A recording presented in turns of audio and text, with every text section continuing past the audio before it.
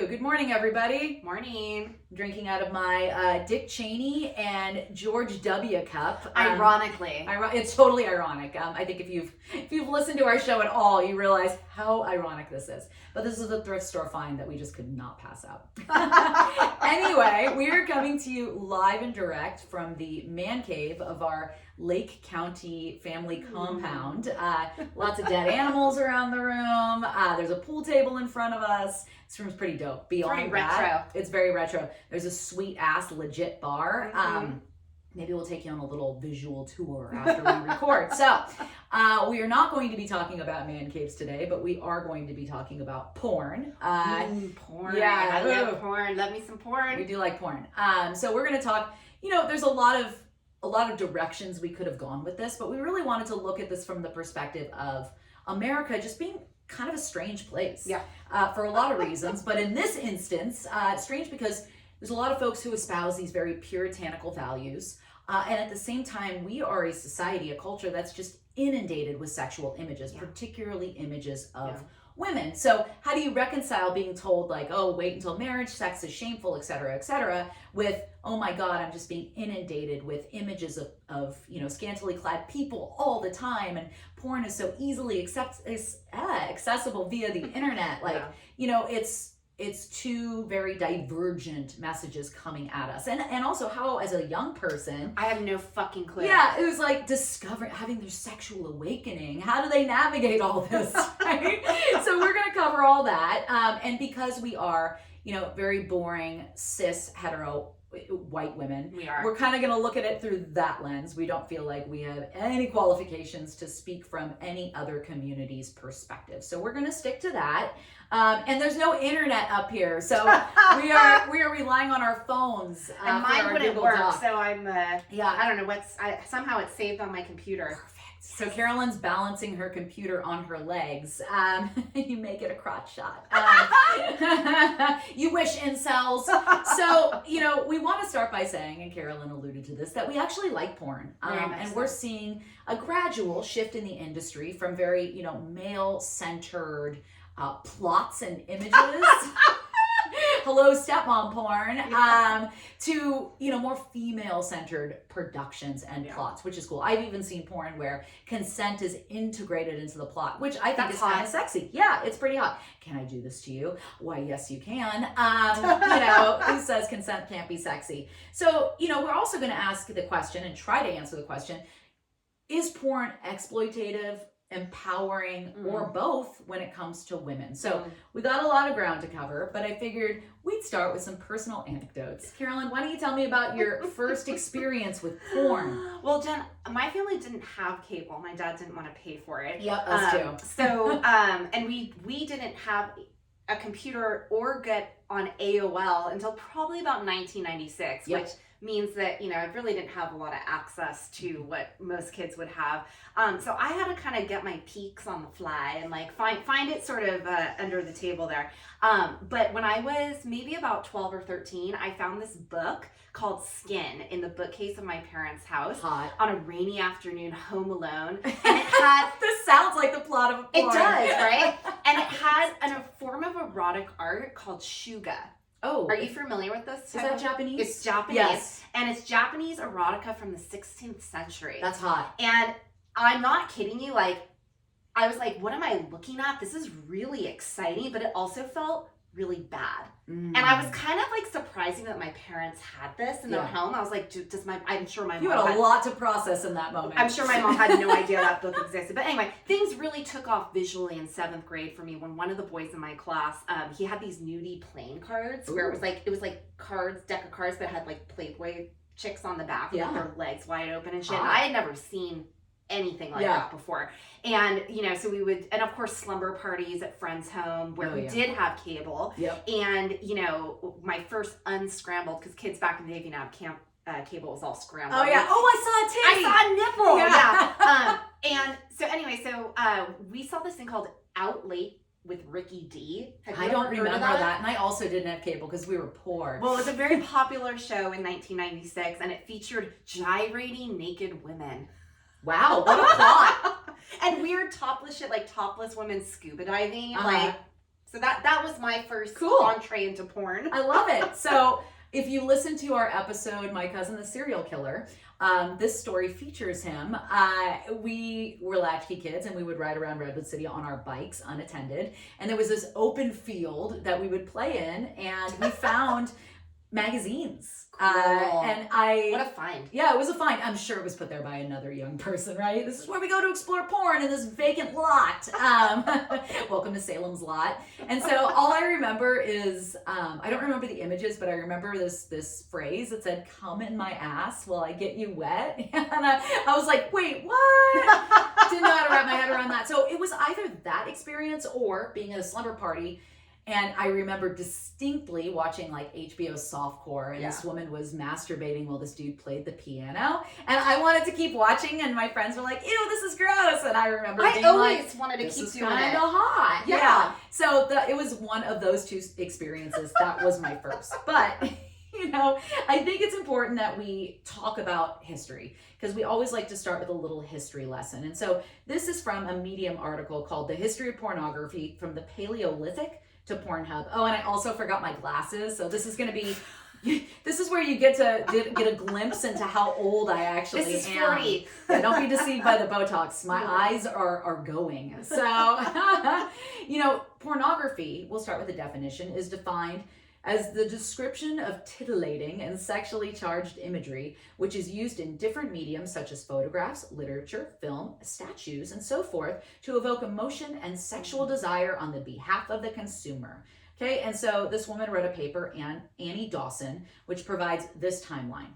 So Rome, and it goes back even further than this. I think in like Babylonia, they found statues of women with like exaggerated labia and like exaggerated breasts, and archaeologists came to the conclusion that this was probably some sort of pornographic image rather than like a fertility deity. So anyway, but we're going to start with Rome, dirty Italians. 1524, Marcantonio Raimondi published 16 sexually explicit engravings that were designed by Giulio Romano and collectively titled Immodi. And the Pope put this dude in prison for a year for this shit. And then another Italian dude, Pietro Aretino. These are my own people. I should be better at this, you guys. This is embarrassing. Italian author, polemicist, and satirist, wrote 2 pornographic masterpieces. What's a polemicist? I don't know. I probably should have looked that up. Look it up for yourselves. And these were like circulated amongst the aristocracy, so dirty rich people were passing around. Of course. Some titillating images. I love the word titillating, by the way. 1655, the French came a little late to the party, and they were big on, they had a book called L'École des Felices. L'École des Filles. Is that what it is? Yeah. Yeah, you took French. I did not. It was a dialogue between 2 sex workers. One inexperienced and one wanting to learn. And then the French also got into trouble. I think this is so cool, or didn't get into trouble. They made their porn political. And during the revolution, they were circulating all these like dirty and degrading images of Marie Antoinette with, incest stuff, bestiality stuff, etc. So yeah, leave it to the French to make things political. So we're going to skip to America and the porn that came out during the Industrial Revolution, when we saw the dawn of early motion pictures. And actually some of the first films during the 1880s were pornographic in nature. Porn was trend-setting for the film industry. And one of the first things someone ever recorded in a motion picture that survived were naked people doing ordinary things, no doubt racy for the time. It's a woman like walking up and down steps fully nude, like doing the dishes, strutting like they're on the catwalk. I'm like, that's cool. Cool. I don't feel at all inclined to walk around my house nude doing chores, but to each their own. And then the wild 1920s, people started using films to record things that would make many people blush today. Threesomes, orgies, and girl and gore pornography. Actually, that sounds pretty tame compared to the porn of today. I was gonna say, yeah. And then we got to give it to the gays. In 1971, they had the first gay porno, which was Boys in the Sand, which I really have to watch. It sounds hot, but it actually did a lot for LGBTQ rights, that the film, can't be understated, the impact that made. So that's really cool in that sense. And And then 1970, you had stag films. So these were like independently, poorly produced films that dudes would watch together. They were like door-to-door porn salesmen. They're like opening their coats. They're like, hey, look you what I want to buy got. some porn? I find it a bit strange when dudes watch porn together collectively It's at pretty like bachelor common. parties. It's totally common. It's not something that women typically do, but guys are about it. Yeah. I don't know, dude. I don't want my juices to start flowing in a room full of you're my very friends. private. I am very private. I've watched porn with a group of women. Have you? Yeah. Okay. Well, I haven't done that since I was a kid. I haven't done a daisy chain yet, but Oh God, we're not even going to go into what that is. But this is so funny. So there was this stag film. This one came out in 1915. It was called A Grass Sandwich. I love the plot, so I just have to tell you about it. It begins with a man driving a car containing 2 female passengers through a rural setting. The car stops, whereby the man exits to urinate, whilst the women spy on him fondling themselves. Because nothing turns me on like a guy peeing. But hey, to each their own. Some people are into that. And to that I say, that's okay. Dick Cheney approves. Dick Cheney would approve. The women that then urinate themselves and the man spies on them fondling himself. Oh, I like this. Then is followed by the man having sex with one of the women. After some time, the second woman joins in. So yeah, that happened in 1915, and films just got better and better from there. And eventually, as you all know, we got the internet. So let's talk about some of the dumb fucking laws in the US related to porn. Because when there's something good, a group of people who are probably repressing themselves sexually have to come along and try to spoil it for the rest of us. So in 1952, we had Joseph Burstein, Inc. versus Wilson, and the Supreme Court decides that cinema is protected by the First and 14th Amendments. Yay! In 1957, we had Roth versus the United States. The Supreme Court repudiated the Hicklin test and ruled that material was obscene when it would be considered objectionable by the average person using community standards. So you see the pendulum shift in the other direction. I'm pretty sure the current iteration of the Supreme Court would be against porn. All those conservatives. 1973, this is the one I'm familiar with. This is Miller versus California. U.S. Supreme Court constructed a test to determine whether something was obscene. 3 parts: whether the average person applying community standards would judge the work applied primarily to prurient interest, so perverted interest, or whether the work depicts or describes in a patently offensive way sexual conduct specifically defined by applicable state standards. And the third, whether the works lacks serious literary, artistic, political, or scientific value. That is so subjective. And I remember the Miller test. I can't remember who was the Chief Justice of the Supreme Court at the time, but I think famously he was known as saying, I know it when I see it in regard to porn. I remember that from law class. I know it when I see it. Yeah. Interesting. Okay. So we won't go any further. And do know that a lot of times laws have been invoked against pornography or sex acts. Those laws have been used to discriminate against LGBTQ people. Not that straight folks don't practice sodomy, but sodomy laws, which I think are still actually alive and well in some states, those I think were aimed primarily at homosexual folks. Boo! We don't like that at all. And so, you know, I want to talk about our values as a society, or what we purport to be our values. And, you know, in my research, I did see that the Puritans, and talking about them being like haters of sex, it's a little bit overblown. They really thought that sex was an important component of a loving married couple's relationship. So they weren't into free love per se, but they were like, y'all need to fuck when you're married. It's very important. Yeah. So at least they embraced it in that sense. But, you know, I think I found this great article. I thought this was awesome. It's called America, Over-Sexualized and Sexually Repressed. And the author's a doctor, Pamela Wibble, and she said this: the cover of my forthcoming book, which is really funny, by the way, Pet Goats and Pap Smears, has generated controversy on the proper display of women's bodies for public consumption. Don't tell me how to display my body, first and foremost. I will do whatever the fuck I want with my body. We can't overstate that more on this show. She says, I've heard from over 100 people who have shared their journey and their rage over my book. And so she talks about some of the reactions to their books. to her book. And she said, a patient offered this analogy. I think this is brilliant, and this sums up what we're talking about. A typical magazine at a grocery store checkout counter will advertise 101 chocolate cupcake recipes next to how to lose 15 pounds in 15 days. That does not sound healthy. Americans are overfed, yet starving. It's the same thing with sex, she explained. Our culture rams it down our throat and then says, it's bad, don't do it. Carolyn, we want to talk about the potential psychological impact of telling people from a young age that sex is something dirty and shameful, and at the same time, sexual images are everywhere. Yeah. What is this doing? Well, I can sum it up pretty quickly, Jen. All, in my opinion, all forms of sexual shaming lead to maladaptive mental health and relationships. I agree. First of all, healthy sexual development is as important as growth, as nutrition, as it's a human, I don't want to say human need, but it's an urge. Yeah. And again, it starts, whether you like it or not, it starts in your home environment. And research shows that in the United States, sexuality is still rarely discussed in our homes, and the messages usually are really awkward, inaccurate, or they're based in religious shame and guilt. And again, it's, you mix all of that, which may be okay, but then you mix that with this intense uncontained content, which is porn, and you going to see a direct impact on mental health and physical health. And to me, those are the two things.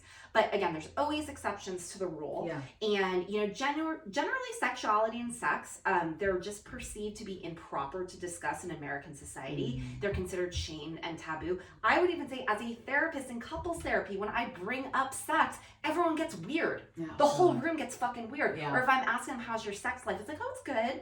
I'm like, I don't know what that means. Like, tell me, how do you come? Like, give me the details. Well, and it's embarrassing, and people, I'm not embarrassed about, but I have to tamper that with the fact that someone I'm talking to, right? So my ability, so it just gets complicated. But anyway, this trend in societal keeping these damaging events hidden, or I'm sorry, keeping sex shameful and hidden, that's also going to make you hide any sexuality, or, if you have childhood sexual abuse, that's going to keep it hidden too. If my body's shameful, then I maybe shouldn't talk about what Uncle Diddles is doing, right? I don't want to do that. Uncle Bad Touch. Uncle Bad Touch, right? So anyway, we're running into a really, I think, a slippery slope here that's about to implode. With these backgrounds of how you're taught about sex, how you're taught to talk about it. So anyway, in my opinion, telling someone that their body and that their sexuality is dirty or shameful is abusive. And I would report that to CPS. It's emotionally abusive. That's fucked up. You're gonna traumatize someone just the same as if you were beating them. It's that physically traumatic and could lead to a lifetime of all kinds of stuff. And the sad thing is that I don't actually think most adults consider this.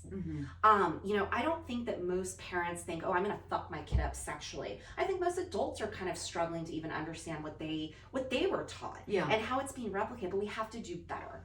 And we have to start talking about this. So I want to give you a little bit of what the APA, which is the American Psychological Association, Dictionary of Psychology, says about shame. Shame is a feeling of inferiority, inadequacy, incompetence, and helplessness that leads to interpretation of the self as defective and flawed. Brene Brown is kind of the guru of shame. She does it's very easily to digest for the average person about shame, but there's so much research on this. So now let's talk about what sexual shame is. Sexual shame is defined as a visceral feeling of humiliation and disgust towards one's own body and identity as a sexual being, which we all are sexual beings, even if you're asexual, that's still part of your identity. And it's a belief that you're abnormal, inferior, and then what happens? You internalize that feeling, and you either turn that inward on yourself, or you turn that outward onto other people. On your partner. On your partner, exactly. Or to society. And if you're a politician or if you're someone in a position of power, that's fucking dangerous. Oh, it absolutely is. You see a ton of legislation over what we can and cannot do with our bodies. What sex is appropriate. All the backlash against our trans friends. Like government, stay out of my fucking bedroom and stay out of my pussy. And stay out of the way I identify. Yes. This is such simple stuff to me and to you, and but anyway, so you're gonna see a negative impact on trust, communication and physical and emotional intimacy, not just in your relationships, but with yourself. Yeah. And there are countless literature reviews. I mean, the research on this was real easy for me to do. Mm-hmm. You know, unlike some Well, other you also things. see it in your practice. Yes, 100% all the time. You know, parents are really happy to talk about drugs, which I'm glad about. But the minute I say, well, is your daughter on birth control, or do you have condoms in the house? Oh, no, we don't do that. I'm like, why? Harm reduction, everybody. Yeah. And sex is not harmful. But getting pregnant at 16 can be, you know, well, have some deleterious consequences. Harmful, exactly. And the way that, you know, again, we'll talk about this later, but the way that we're internalizing how to be sexual, especially for women, but I'm going to include teen boys in this too. Totally. They're being just as traumatized and just as manipulated in this environment because they're being told things that I don't think are true. Right. So, you know, it's not that hard to explain, but I'll just so you can have some nutshell to put this in. Yeah. Poor interpersonal skills, impaired capacity for empathy, anger, hostility, even injury and death, suicide. You're gonna want to not feel that shame, and you're gonna put that somewhere else, literally. So clinical outcomes for people who are dealing with sexual shame or any type of identity shame, you're gonna see depression, anxiety, suicide, eating disorders, to sociopathy, low self-esteem. I can go on and on. It's just basically not good. Yeah. You know, so again, the message we receive, and especially what women receive about sexuality, is really stigmatized. For sure. And you see, you know, we can look at sort of the dichotomy. This is nothing new. The Madonna or the Marilyn, you know, slut shaming, you know, or people who feel ethically slutty, you know, all these different ways we're using terms to empower or to denigrate.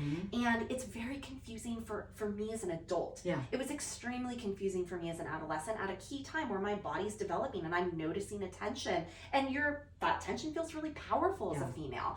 And I would be imagined for guys too in a different way. You know, so men are often praised for these behaviors of, you know, prowess and, you know, getting laid and things like that. And women have the exact opposite. Well, nobody cares if going into a marriage, a man is a quote unquote virgin, but the purity is placed solely on a woman. Oh, you should be, you know, pure and untouched by another man before you marry your husband. And we in California, in San Francisco in particular, these ideas sound antiquated and foreign, but so many other places in this country, those are still the values that are espoused. Yeah, and you know, again, I really do think that this is hurting male culture for sure. And I think men have to take some responsibility in this. That this is hurting them too, because it's asking them to take a dominant role in sex. Sub and dom is non-binary in my opinion. Oh, for sure. And there is no, you can be able to play with that. It can be playful, or it can be consensual. But you know, it's not helping anyone how we internalize this shame or how we externalize this shame. And it's not just related to sexual acts. And this is where you look at this with porn. It's related to trust and aesthetics and different ways that we're open in our relationship and open-minded or nuanced in our thinking. And, you know, again, there's nothing wrong about having a desire. We don't, we do shame people in their desire to eat, but it's like going to the bathroom, eating, sleeping. Sex is part of your existence throughout your lifespan. And there's not this, you know, it's very ageist too. And let's not even talk about the way that you see this in the mental, in the any type of mental community where people are having sex or kids are having sex. We're constantly downplaying it or trying to say, oh, do that when you're older. No, they're doing it now. Teach them. Give honesty. If you don't teach them, somebody else or the internet is going to. Yeah. And so, you know, providing accurate, unbiased answers to nearly every imaginable question your young child will ask about conception, puberty, birth control, STDs. Do not lie to kids, teens, or anyone. Offer something clear, direct, factual, science-based. There's tons of research out there and information, and let kids be responsible to make their own decisions and how to stay healthy. And that includes how they're going to access porn. And it's accessible to them. So you have to have some containment around it, and also be willing to have the uncomfortable conversation with your child of, hey, the things you're going to see aren't really realistic. Or maybe they are realistic, but it's you're not gonna walk up to your first partner and fucking slap their face with your dick and expect them to be like, what? Open and receptive to that. You got to talk about these first. What do you like? Oh, you like being dick slapped? Cool, we're gonna do that. We're gonna do that. But you Have a can't- conversation. Yeah, yeah. And again, it's an entrance into any type of conversation about consent and keeping your body healthy and autonomy and setting boundaries. For sure. And you can use this conversation to really have a really interesting, good conversation. It starts when they're little. Yes, and we understand, or I understand as a parent, you understand as a therapist, yes, these conversations could be awkward. But just as we know when our kids get to middle or high school, they're going to have the opportunity likely to do drugs. And we try to head that off at the pass and be proactive with those conversations. Every teen and younger has a smartphone in their pocket. I remember when I was in my mid-20s and I got my first BlackBerry, which is so stupid because it was a work BlackBerry. I was like, oh, I'm gonna look at some porn, and I was in my 20s. I'm also incredibly immature, but we know our children are going to be accessing this. How do we want to frame that? You know? Yeah. So, I think, we are a moral-based society, like it or not, and a values-based society. I don't necessarily know how you monitor that from a legal standpoint unless something's non-consensual. I don't know how you decide what someone likes or what is considered obscene. Right. I mean, in my mind, if it's age of consent and you are understanding, I think that's where we get into the nuance of porn is that really what we're being seen often in the general content? And is a teenager going to be looking up ethical porn? No, probably not. No, and you put it in your notes too. I haven't, full disclosure, I haven't watched a lot of Euphoria. I think I saw the first 2 episodes. It was a little too heavy for me as a parent. I'm like, oh my God, my child. And these are the things. Brilliant. And it's a ton of the stuff that I did when I was a teen. And now looking through my adult eyes, I'm like, oh God. This is why my brain is Swiss cheese. But there's that scene, right, where this teenage couple, they're gonna have sex for the first time, and the dude starts choking his partner, and she's, I don't like that, I don't want to do that, and he, I think, discloses, oh, this is what I'm seeing in porn, right? If it's consensual and they have a dialogue beforehand, like, this is what I like, this is what I'm into, I don't particularly like choking, I think it can go sideways, but you have a safe word, whatever, that's can be okay. But this, I think that demonstrated that scene. I love that they showed the teen girl saying, I don't like that. That's not for me. Now, as a teen girl, and a very thinking I had to be submissive and like, ooh, I'm actually gonna replicate what I see on porn, which is the girl kind of just, I don't think I knew what an orgasm really was for a long time because I was just replicating. This is what guys want. And so I actually appreciate that they showed that because I don't think a lot of young women, myself included, would have felt brave enough to say that. Totally. And that's a disservice to your sexual pleasure and to your partner's ability to please you. I agree. So no one's winning in this. No, nobody is winning. So thank you. That was very illuminating. And you're welcome. I appreciate it. I honor it. Honor I hella honor it, bro. I'll use our grad school lingo. So, we've come a long way with porn in terms of access, the images, everything.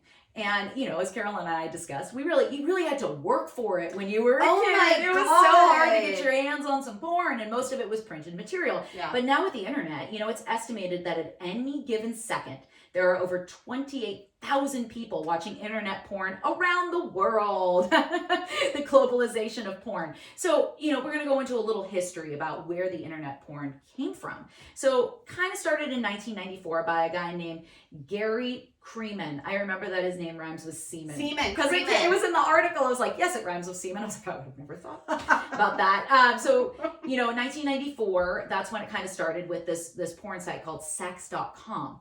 And then around 2004, things just exploded. I'm trying to make it sound dirty.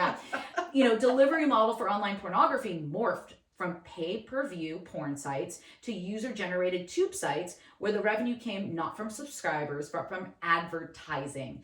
And then webcam technology. Shit, look at Pornhub, all based on webcam technology. As far as I know, I actually haven't been on Pornhub. Maybe I should check it out. That's pretty cool. I think you can find anything you want on there. And so, we were able to see people stripping and masturbating, etc., having sex on these webcams. A whole new form of pornography.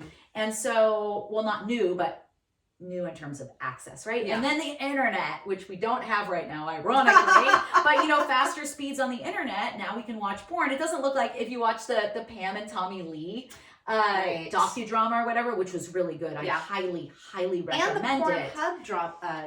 Actually, I don't think Pornhub is around anymore because of all the ethical. Oh, it might not be. Yeah, check out the Pornhub documentary, which is fascinating because it hinges on consent and some underage stuff. I left when I watched that. I felt very conflicted, and you possibly will as well. So just watch that. Yeah. Watch the Pam and Tommy one. Just fascinating. But I remember in the Pam and Tommy one, they're like downloading it, and it's just like, you know, like AOL was, where it's like super slow and it's like grainy and gradual, and you know, clearly we're in a whole different I once read arena. An article about how much internet porn has driven the media industry. Yes, it was really a front runner.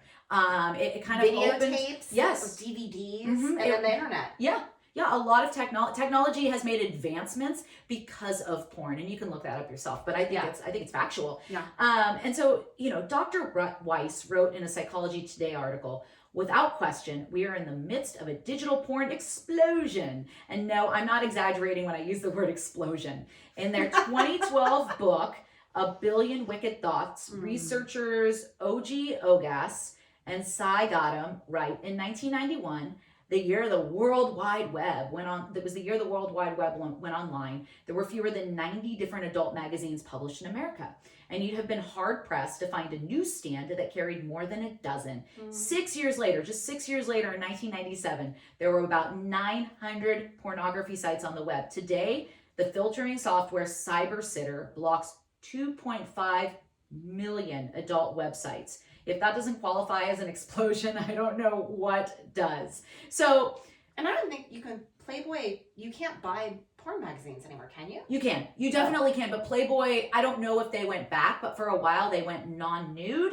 Weird. No one was in it for the articles? Right. Actually, the articles are very good. They are really good. It didn't work out for them. And I'm fairly certain, and I could be wrong, that they went back to nude content. So, you know, Carolyn and I aren't necessarily opposed to this explosion or any other kind of explosion when it comes to adults accessing porn with the greatest of ease. You know, however, porn, I think it's really changing the way young men in particular view sex and relationships. And we pretty much already covered this, but you know, there's this National Library of Medicine article that said nationally, representative surveys of adolescents in the U.S. have found that 68.4% reported exposure to online pornography. Another study in the U.S. found that 42% of youth between the ages of 10 and 17 reported viewing online pornography. Yeah, I mean, it wasn't online at that time, but I was probably 10 the first time that I saw pornography, so this tracks. A study found that in a sample of 1,000 adolescents, 66% of males and 39% of females had watched online porn. And up to 93% of male adolescents and 52% of female adolescents between the ages of 16 and 19 in Germany, of course Germany, reported having watched movies with pornographic material online. So can we talk a bit? You touched on this. Yeah. Has porn kind of become the primary way that young men in particular and women learn about sex? And what are the pros and what are the cons here? Absolutely. And again, there's always going to be gains and losses with anything. It's up to the user. And actually, you know, I even... Yes, I worry about kids, but I worry about a lot of adults who are using this as their only way to see how things are communicated. But like I said earlier, sexual fantasy, desire, that's normal. Yeah. I hate to use the word normal. I'll say healthy. Yeah. Healthy urges. And again, I'm a proponent of anything's fine if it exists in your mind, and it's not. Your right to throw your fist up ends at my face. I love that quote. You know, the second you start intervening in someone else's, and if you're posing no risk to society by acting out or even behaving on your thoughts, fine with me. As long as it's legal and as long as it's with another consenting adult. Absolutely. So, you know, again, it's a healthy human function to get turned on, release, and then you gotta get back to yourself. I don't know if you ever watch porn and you're like, once you come and you're like, oh God, what am I looking at? Yeah. Like, a lot of things are not sexy. Once you're kind of like, you know. So anyway, you know, normalizing, here's what I think the pro is. Yeah. We're normalizing things that were once considered fetish or kink or even taboo or actually even illegal. I would say that's kind of considered kind of vanilla nowadays. And so we're in the context content of a functional relationship as well, and I, quote unquote functional, erotic images can actually enhance your relationship. Totally. And, nothing's funnier than watching hilarious porn with your partner and laughing. I know. It's such a like a diametrically opposing reaction, because my husband and I will sometimes try to watch porn, but it's hot and also it's hilarious. Or I'm like, looking at oh the my design God. features in the back. I'm like, why did The they plot, the acting. I'm like, this is really bad. Do they need to have that chair there and all the? Right. Did they clean up or Yeah. make the bed? Yeah. But anyway, you could share fantasies. You can communicate. You can intensify the sexual relationship and spice things up with novelty. So it can be really healthy and fun. Cool, right? But if you're on a computer looking at porn in secret, compulsively, or and this is the scariest part, in lieu of actual physical connection, and then you act out what you see without the consent of your partner, without communicating with them, then there's a problem. And even worse, if you feel shame about this after, or if your partner feels shame and secretiveness about this. So, this is where I would get concerned. Now, according to sexual addiction, they say in excess of 11 hours. I don't know. I mean, I think that's subjective. 11 hours in a day? Yeah. Oh, shit. I would say an hour. I don't know. Who has that much time? I don't have that much time. I don't have that much time either. I love getting off, but I would say my max is maybe an hour. I'm not like Jeffrey Toobin. I don't masturbate at work. Jesus Christ. Seriously. Yeah. So, but I would say it's like anything you use or abuse. Yeah. If it's impacting your life or your ability to function, that's sort of a personal thing. Personal red flag. Yeah. So, so I love the Center for Healthy Sex in Los Angeles. There's a brilliant LMFT, marriage family therapist and PhD named Alexis Katahakis.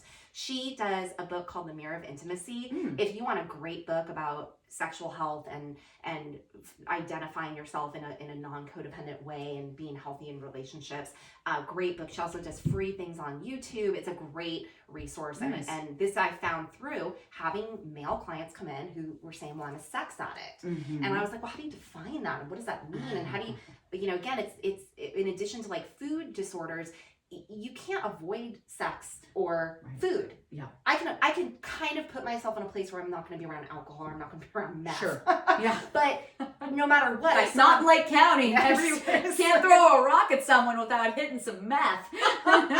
So what I love that Alexis says around, when do we have to worry if porn is unhealthy or if we're going into that addiction spectrum, or the shame factor. So whenever you're using porn or anything, I'm going to say, as a coping tool to medicate trauma, tension, or discomfort. Over time, the sex addict's symptoms worsen and he or she becomes habituated to the current behavior and takes greater risk to recapture the initial euphoria, and that would cause numbness to that pain. That's like drugs. Yeah, exactly. So it's the same thing. It's the same part of your brain too, right? Yes, exactly. So whether we're talking about, no matter what we're talking about, that's where you always want to be careful. For sure. That makes sense. But again, if you're losing your job, if you're losing your friends, if you're not being around your family, if there's other addictions, or if you're personally just feeling humiliated by this. Now, here's where we get kind of, again, it's hard because that's going to also make it harder to access support. Yeah. It's hard to not, again, we're sort of a society that kind of gets like, oh, alcohol, yeah, go to AA, or we'll talk about that. People are going to feel very uncomfortable, unrightly so, but I understand where that comes from, that repression. And even when we took our weekend seminar on sexuality for graduate school, which I thought was a joke, because addiction and sexuality are the biggest things that come up in my practice, and yet we got to a weekend of that. So you spend a lot of time as a clinician going through this. But I noticed that every time I take a certification or any type of thing, they have you write down, well, what are your biases?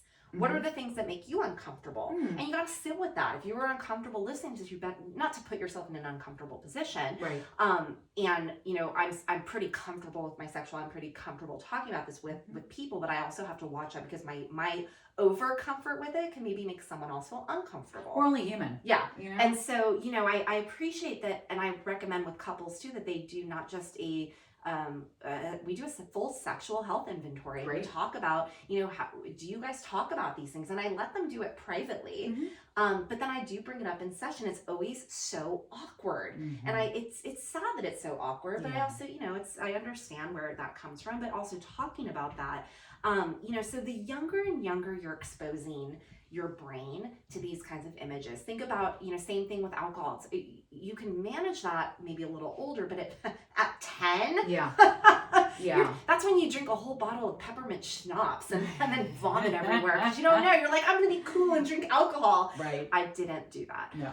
Anyway, so that's where we start to go, this is problematic. Yes. Again, our humans are the only mammal that our brain develops outside of the uterus. And as we said in our last episode, males it's about 20-30, females it's about 25. So when we look at the research on pornography, is this rewiring our brain to be overstimulated, to think things that just kind of aren't really true in real life? I don't know about you, but the first time you enter me, I don't, and like all the dumb shit you do see on porn. Like I'd love to see a porn where it's like a married couple actually being like, right? Fucking your rhythm's off. Me on a Tuesday night where I'm like, I'm so gassy, tired. Can I just lay here? That's reality. Yeah, and so Dan Pollitt, who's I'm a big fan of something called relational life therapy by Terry Real, great therapist. So he's a certified sex therapist, and I thought what he wrote was really insightful. So sometimes a sexual history of abuse or premature entry into sexuality, which is prior to mid-adolescence, it's kind of like a door that opens, right? And once it's open, you can't close it, right? And again, it's the younger and younger you open that door, the more immature your brain, the more immature you are going to be about it. And so when a person is fixated at a young age, they were kind of brought into that sexual world, they could also maintain that state further on. So in other words, if you are shown these images younger and younger, you might actually stay at that, if you're shown images of young girls or young boys. Well, it's just like, I'm not going to equate it with trauma necessarily, but like a lot of people, like my biological mom, I can tell that emotionally speaking, she stopped developing when she was in her teens because of the immense amount of trauma that she was subjected to. And you do see this, that as a result, some men can stay in that fixated attraction to young girls or to very submissive women or women who, whatever you're watching, that's going to become your reality and you're going to reenact that or God knows what else. And so we do see this impacting your brain. There's no way it can't. These are images and they're flooding at you. And I like where he also went on that, once there's a cyber porn addiction, this is always going to lead to difficulty in your interpersonal relationships. You're going to see that elsewhere. So again, there's tons of cons. But it's from a relational standpoint, there's just a higher incidence of how this is going to impact your neurodevelopment and your neurochemical effects of porn, which you see the same things with any addiction. You're gonna get high dopamine, high serotonin, but also high cortisol because it's shameful in and of itself. Stress hormone. Yeah, you're not gonna, yes, we do have to look at how adolescent, and I'm even going to say younger than adolescent, pornography comes into things, and most kids are they're in 5th grade, they're sort of sex education. Yes, I remember fondly. Same. And, they separated boys and girls. Yeah. And it was all about just your I was in public school. There was no separation. We got separated. And I remember when we all came back together, it was like weird. And we were like, so you guys get wet dreams, huh? And they were like, so you guys bleed every month. Yeah. And it was just so awkward and uncomfortable. And then all of us were like, but Jesus wants it that way, because we went to a religious school. God, so anyway, I think this is the most important information we can use from a 2023 study on adolescent pornography use.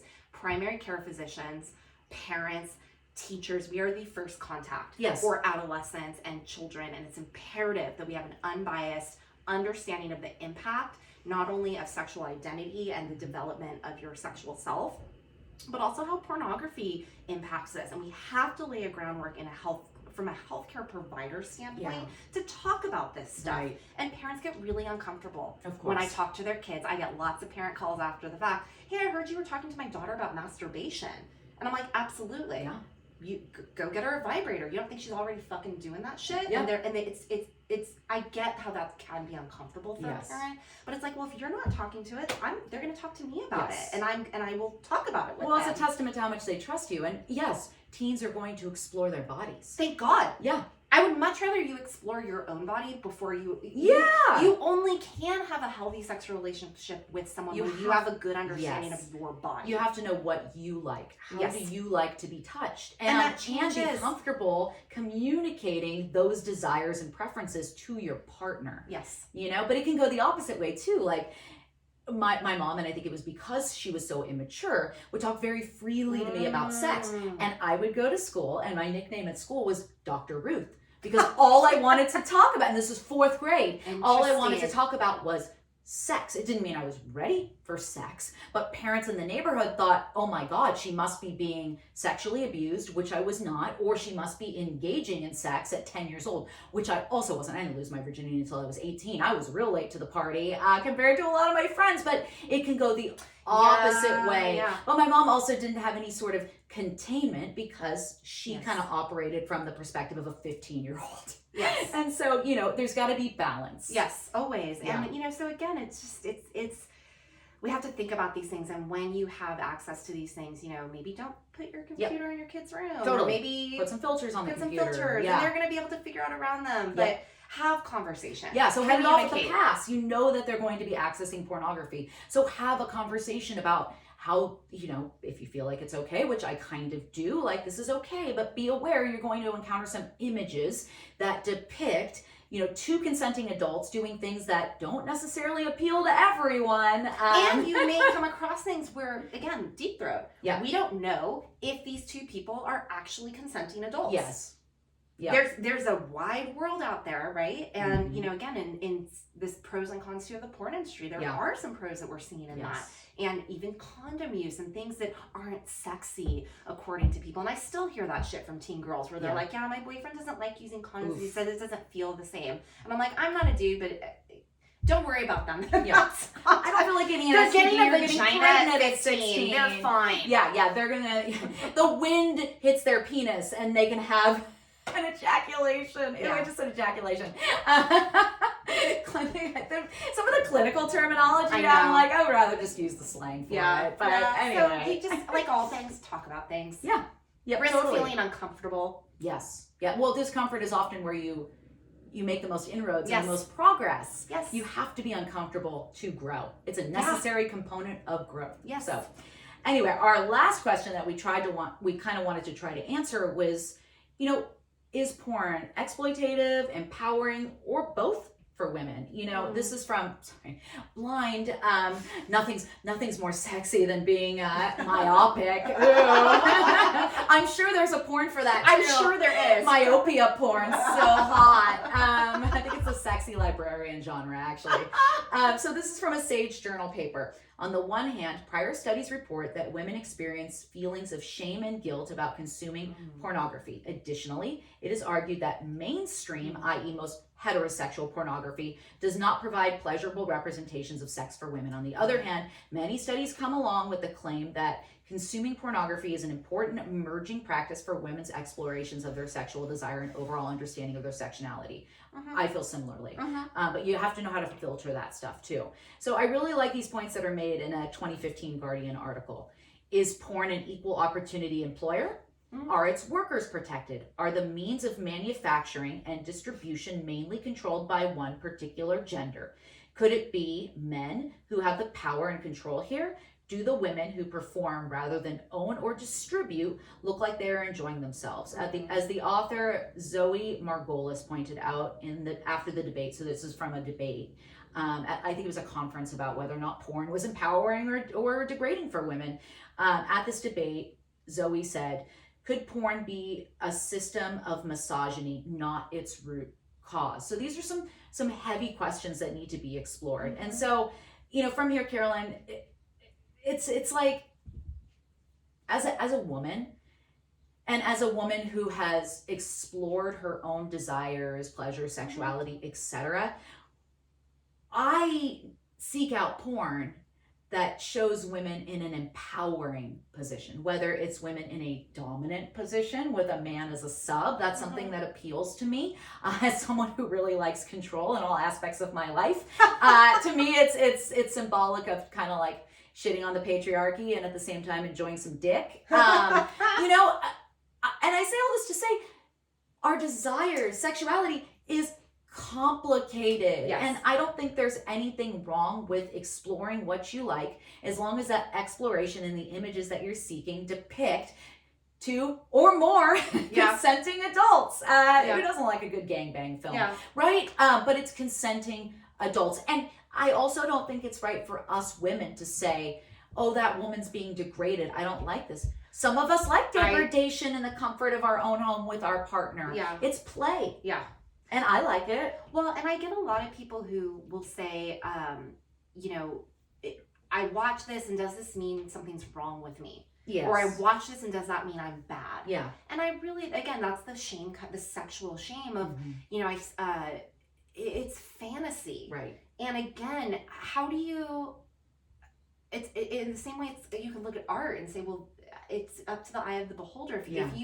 If you're acting on this in reality, or if you're having a really, moral dilemma about try not watching or try watching something different, but also, let's look at where that may come from, and what is that about? And there's often this feeling, especially with women, that if they like watching male-dominated porn, they have a really big problem with this, and that's really bad. It's like, it's what you like, and what you like sexually often is the exact opposite of maybe what you like in reality. It's totally true, and I would say that's true of me. Yeah. Okay. As a woman and someone who's all about the matriarchy as opposed to the patriarchy, I want women to be in charge. But here's the thing, I am in charge so much in my life as the decision maker, as the person who has to, often this befalls women, right? We take on a lot of, particularly in a family dynamic, a lot of the intellectual labor. And so from a sexual perspective, maybe I want to be told what to do. Maybe I want that opportunity to let go. Does that mean that I want men to tell me what I can and cannot do out there in the big wide world? No. But at home, I could just let go and be slapped across the face with my husband's wiener if that's what I'm into, Well, and your sexuality changes. I mean, it's really interesting when you go back and look at kind of what you were into as a young person. Or, again, it changes and it evolves. And I've watched some shit where I'm like, what the fuck am I watching? Yeah. And I'm laughing at it and I'm kind of going, and then there's a part of you that is turned on. And these are things that are, you can't make yourself feel turned on if you're not. Right. You have to also feel very relaxed and very safe with your body. And I think that breeds into it too, the images that we're seeing of women where, it's fun looking at, hairy women getting fucked and stuff in 70s porn and different genres, and you're not always our society is really shifting around what we find sexy now. You're not, and yes, there's always going to be an aesthetic in, I would say kind of 90s porn, the Pam Anderson porn. It's also very much related to what was sexy at that time. Right. If you look at 70s it's a snapshot porn, in history. It's also, what do you call that? It's iconic in that realm, and you can look that across Playboy. And now what we're seeing, which I think is even more fascinating, is, I call it cartoon-based sex, but it's animated. That's been around forever. And these, and again, it's just going back to what we knew before, which is images on paper or images on film. And so maybe, and this is where I think you get into a bigger debate if it's two cartoon characters, the hentai porn that you see in Japanese culture, and that a lot of people are very into. And okay, well, it's showing a girl getting raped, and do we find that ethical? Do we find that sexy? But it's a cartoon, so it's not an actual person. But why do we find that sexy? So it brings up a lot of questions for people that, again, and can we have a dialogue about this in which, and that's often what's happening in the room, is saying, well, let's okay, over here we have a group there's always going to be a group that says that's disgusting, that's dirty, and that's wrong, and probably secretly love it. Exactly. And also, let's look at all these other things, and let's look at how this impacts the rest of your life. So it's never just one thing. You have to look at everything from a completely different lens across all cultures. And you're gonna, in America, we definitely have a vibe. Yes, for sure. And our final thought, in the spirit of Jerry, when it's pornography, made between consenting adults, and everything is on the up and up legally. If you don't like it, don't watch it. It's that simple. And as parents, yes, we have an obligation to attempt to guide our young people around developing healthy attitudes toward sex, healthy attitudes toward having open and honest dialogue with their partners about what they like, don't like, consent, etc. But I am not a fan of any kind of policing beyond really the protection of children when it comes to this content, because again, and they brought this up in the Pornhub documentary, a lot of times that policing hinges on sex that goes beyond heterosexual sex, and it's often targeted at the LGBTQ community. Don't like that at all. So basically what it boils down to is, if you don't like it, don't watch it. Don't yuck my yum. Don't yuck my yum. Don't yuck my cum. So gross, not gross. See, I'm judging myself because I said not gross, cum. friends. It's perfectly It's normal. not dirty. It's wonderful. It's beautiful. Sex is awesome. It's Perfectly Normal is an amazing book too to buy for your children. Oh, I'm sure my kid is only a couple of years away from that. I'll He get it for already him. has questions and he's not even 6. I'll get it for him. Yes, I I'm a love goody it. auntie. That's what aunties do. So yeah, we hope you enjoyed this episode. I know we were kind of all over the place, but it was really just kind of an open and honest dialogue about porn from our perspective. And I think it's really important that we're looking at it from the perspective of a therapist. We actually have a therapist here who deals with these real life challenges and questions on a daily basis. So yeah, hope you enjoyed it. Now go watch some porn. Go watch some porn, ethical porn. Go diddle yourselves, guys. Have a great day. Love you all. We'll see you next week.